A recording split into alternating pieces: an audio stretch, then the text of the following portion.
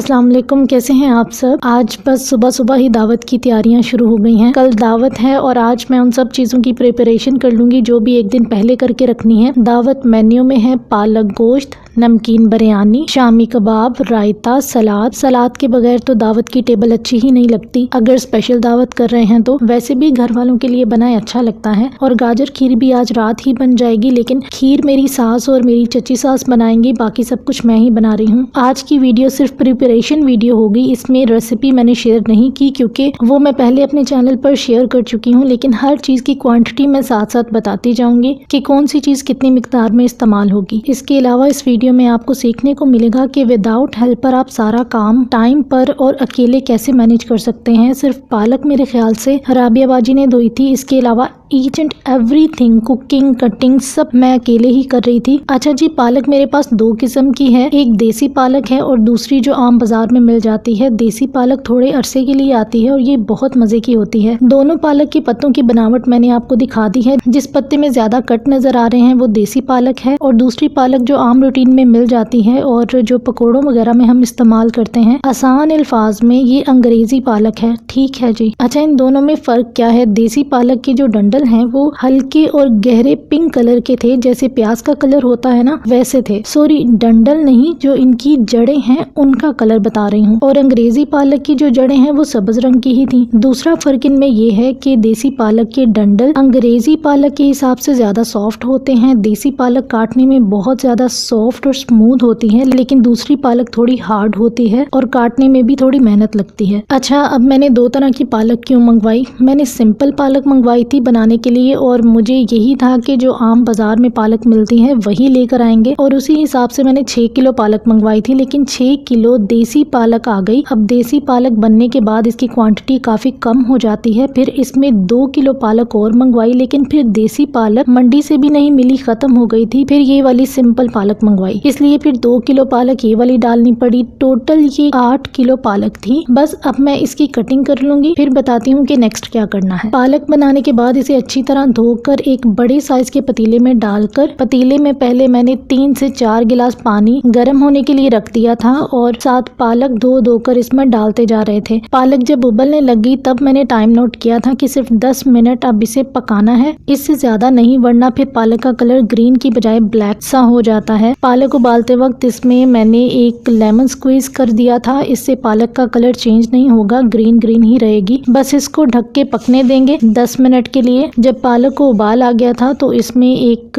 गट्ठी धनिया की काट कर वो भी डाल दी थी। बस इसको पकने के लिए रख देंगे। जब पालक को पकते हुए 10 मिनट हो गए तो इसे निकाल कर मैंने रूम टेम्परेचर पानी लेकर इसमें डाल दिया ताकि ये ठंडी हो जाए और फिर मैं इसे ग्राइंड कर लूँ, क्योंकि गरम गरम पालक ग्राइंडर में डालने से जग खराब हो जाता है और जग में ज्यादा भाप बनने की वजह से कोई नुकसान भी हो सकता है। इसलिए इन बातों का ख्याल रखा करें, कभी भी ज्यादा गर्म चीज को जग में डालकर ग्राइंड ना करें। मैंने फ्रिज का ठंडा पानी नहीं लिया, सादा पानी इस्तेमाल किया था। अच्छा, मेरे पास टाइम कम था इसलिए मैंने पालक को ठंडे पानी में डालकर ठंडा कर लिया। अगर मेरे पास टाइम ज्यादा होता तो मैं ऐसे ही पालक को ठंडा होने देती और फिर इसे ग्राइंड कर लेती। दोनों तरीके मैंने आपको बता दिए हैं। जब पालक ठंडी हो गई तो मैंने इसे ग्राइंड करके बॉक्सेस में डालकर फ्रीज कर लिया था। कल सुबह 12 बजे से पहले मैंने खाना तैयार करना था और मैंने इसे तब फ्रीजर से निकाला जब मैंने बीफ का कोरमा तैयार कर लिया था। फिर मैंने पालक को फ्रीजर से निकाल कर ऑयल में डाल दिया और इसे फ्राई कर लिया। पालक का कलर बिल्कुल भी खराब नहीं हुआ था, बहुत अच्छी पालक बनी थी। बस कोरमे का मसाला मिक्स करने से जो थोड़ा बहुत पालक का कलर चेंज हो जाता है, बस वही हुआ था, वैसे कलर उसका ग्रीन ही था। अच्छा, पालक को सिर्फ एक बार हल्का सा ग्राइंड किया था ताकि दरदरी सी पालक हो, ज्यादा ब्लेंड नहीं करना इसे। ये सब जो काम मैं कर रही हूँ ये दावत से एक दिन पहले किए थे।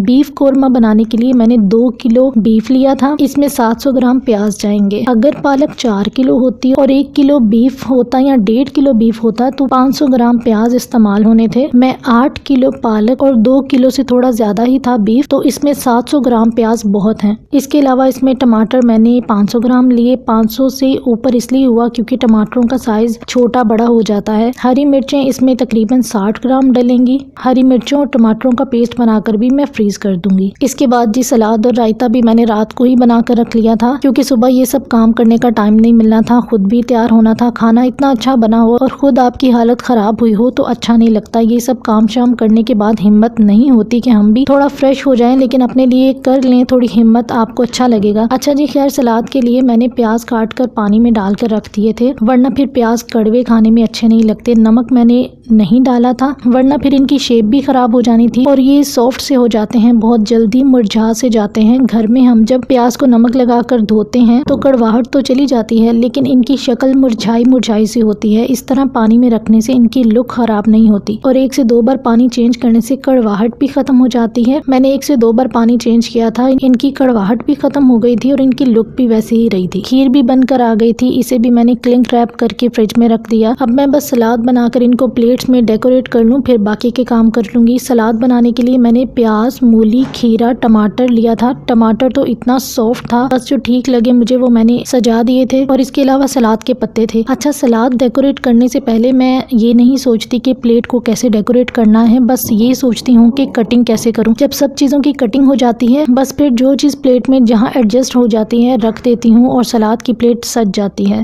सब कुछ अल्हम्दुलिल्लाह टाइम से बन गया था, सब टाइम पर आ भी गए थे और खाना भी टाइम पर रेडी था। ये मेरी फर्स्ट वीडियो है इस चैनल पर जिसमें मैंने दावत प्रिपरेशन की वीडियो रिकॉर्ड करने की कोशिश की है और अच्छी बन गई है, क्योंकि इतना टाइम बनाने में नहीं लगता जितना टाइम रिकॉर्डिंग में लग जाता है। मैं चाहती थी कि रेसिपी भी शेयर करूं, लेकिन टाइम शॉर्ट होने की वजह से और विदाउट हेल्पर काम करने की वजह से वीडियो नहीं बन सकी, लेकिन अगली बार कोशिश करूंगी कि रेसिपी भी रिकॉर्ड करूं। खाना ज्यादा क्वांटिटी में बनाना था तो फिर मैंने पहले वाला चूल्हा निकाला और इस पर बनाया। सबके आने से पहले मैंने बर्तन वगैरह निकाल कर भी साफ करवा लिए थे, ताकि जब सब आ जाएं तो खाने की टेबल रेडी हो। पालक बनती तो बहुत मजे की है, लेकिन जो दीवार पर छींटे पड़ी, तौबा, सारी दीवारें साफ करनी पड़ी। मैं ढककर इसको पका रही थी, लेकिन ढक्कन उठाने की देर होती थी और पालक का तूफान शुरू हो जाता था।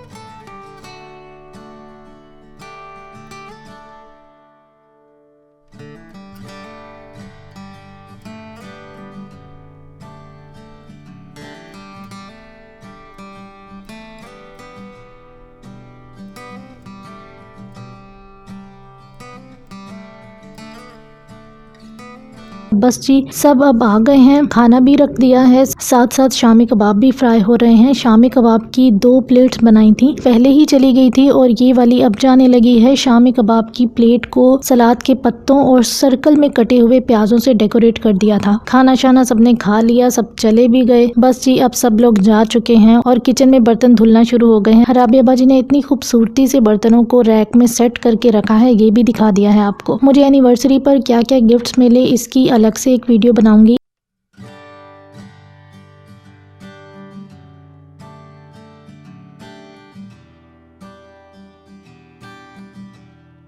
एक गिफ्ट जो मुझे मेरी चच्ची सास ने गिफ्ट दिया है वो ये प्लेट्स थी, बहुत अच्छी लगी मुझे। इनको मैंने 2 दिन बाद इस्तेमाल किया। मीठी सवैयाँ बनाई थी चच्ची ने, बहुत मज़े की बनाती हैं और मेरे हस्बैंड को इनके हाथ की मीठी सवैयाँ बहुत पसंद है। इस बार फिर मैंने चच्ची से सीख ही ली। मेरी चच्ची वीडियोज़ और पिक्चर्स वगैरह बिल्कुल नहीं बनवाती। मैंने कहा कि सिर्फ हाथ ही नज़र आएंगे वीडियो में, लेकिन उन्होंने कहा नहीं नहीं, मैं बनाती हूँ, आप अपनी वीडियो बना लो। तो बस फिर हमने सवैयाँ बना ली।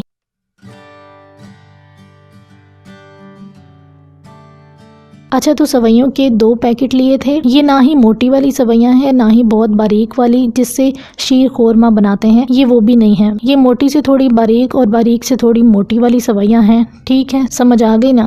एक सवैयों का पैकेट 330 ग्राम का था। टोटल 660 ग्राम सवैयां थी। इनको बस दरमियाने से साइज में तोड़ लिया था। बहुत आसान है इनको बनाना। 660 ग्राम सवैयों के हिसाब से 660 ग्राम मैंने चीनी भी ले ली, लेकिन चच्ची को ये ग्राम वगैरह की समझ नहीं आ रही थी, तो उन्होंने अपने हिसाब से ही चीनी मिक्स की थी। इन सवैयों में चीनी बहुत कम डलती है और मीठा बिल्कुल परफेक्ट होता है। मैं सोच रही थी कि जैसे जर्दा हम बनाते हैं तो इसमें जितने चावल होते हैं उतनी चीनी लेनी होती है और 100 ग्राम या एक मुट्ठी के बराबर चीनी निकाल लेते हैं और बाकी की सारी चीनी इसमें डाल देते हैं। लेकिन सवैयों में चीनी ज्यादा से ज्यादा भी चच्ची ने 100 या 200 ग्राम चीनी डाली होगी। इसके अलावा 10 से 12 सब्ज इलायची लेकर इनके बीज निकाल लें और बस वही शामिल करने हैं। सबसे पहले ऑयल में इलायची के दाने डालकर इनको हल्का सा कड़कड़ा लेंगे। जब इनकी खुशबू आने लग जाए तो इसमें सवैयां डालकर हल्का हल्का सा भून लेंगे। इनको बहुत ज्यादा फ्राई नहीं करना, वरना ये हार्ड हो जाएंगे और इनका कलर भी चेंज हो जाएगा और अच्छी नहीं बनेगी और इनका कलर भी डार्क हो जाएगा। मैं नेक्स्ट टाइम आपको मेजर करके बताऊंगी कि कितनी क्वांटिटी में ये बनेगी। चच्ची तो हर चीज अपने हिसाब से डाल रही थी, इसलिए अब जब मैं बनाऊंगी तो ग्राम्स में सबकी क्वांटिटी बता दूंगी।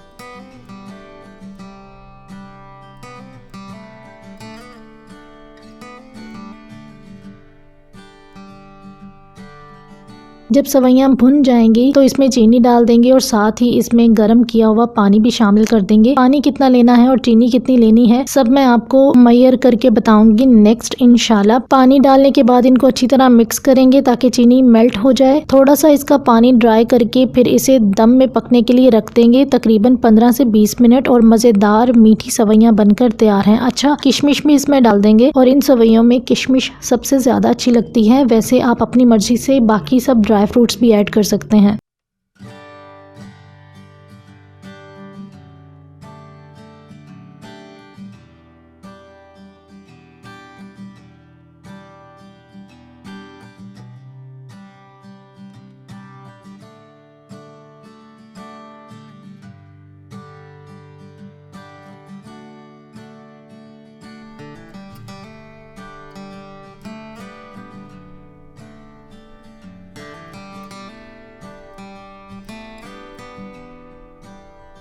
ये जी सवैयां हो गई हैं तैयार। बहुत मज़े की बनी थी, यकीन करें मज़ा आ गया खाकर। बच्चों को ऐसी चीज़ें बहुत पसंद आएंगी। जो बच्चे कुछ नहीं खाते उनको भी ये अच्छी लगेंगी। एक बार बना दें, बार बार बनाने पर मजबूर हो जाएंगे। अब मैं इनको डिश आउट करूंगी और फिर सबको डालकर दे दूंगी। तो ये थी जी सवैयों की रेसिपी, आसान सी और बेहद मज़ेदार।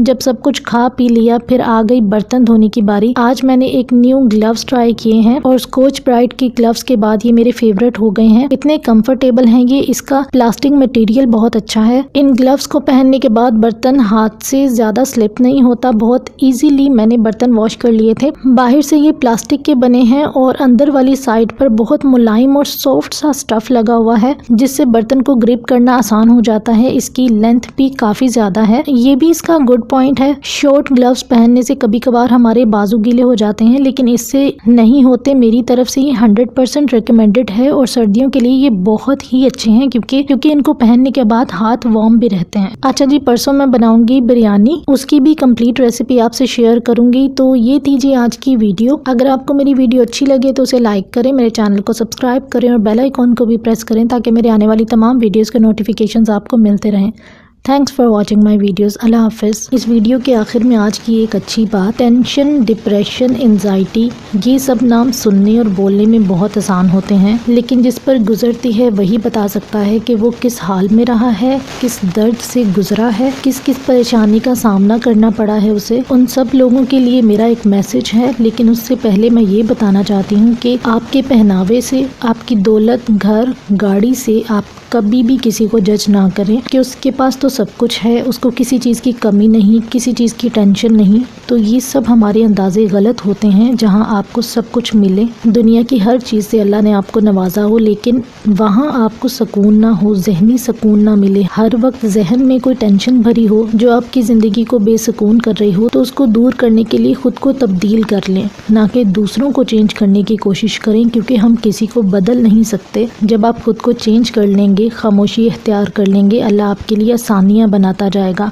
रोना, टेंशन लेना, खुदकुशी कर लेना, ये किसी भी बात का हल नहीं है। और कभी भी किसी से किसी भी बात का बदला ना लें, बल्कि अल्लाह आपके लिए क्या फैसला करता है उसका इंतज़ार करें। सब्र से काम लें, अल्लाह सब्र का फल ज़रूर देता है और सब्र का फल बेहतरीन फल होता है। हो सकता है अल्लाह ने आपके लिए कितना अच्छा सोच रखा हो, कितनी आसानियाँ देनी हो आपको, कितना सुकून में रखना हो आपको। आप अपने लिए दुआ मांगे और हर वक्त मांगे, रो कर मांगे, अल्लाह आपकी दुआएं कबूल करेगा। कभी किसी के सामने अपनी आंखों से आंसू ना गिराएं, ये बहुत कीमती हैं और लोग देखकर तमाशा बनाएंगे। खुद को मजबूत बनाएं। अगर कभी बहुत दिल करे रोने को तो एक कमरे में खुद को बंद कर लें, अल्लाह से बातें करें, अल्लाह के सामने रोएं, गिड़गिड़ाएं। अल्लाह आपके एक एक आंसू के बदले में हजारों रास्ते खोलेगा और आसान बना देगा आपके लिए वो सब कुछ जिसकी वजह से आप रोए।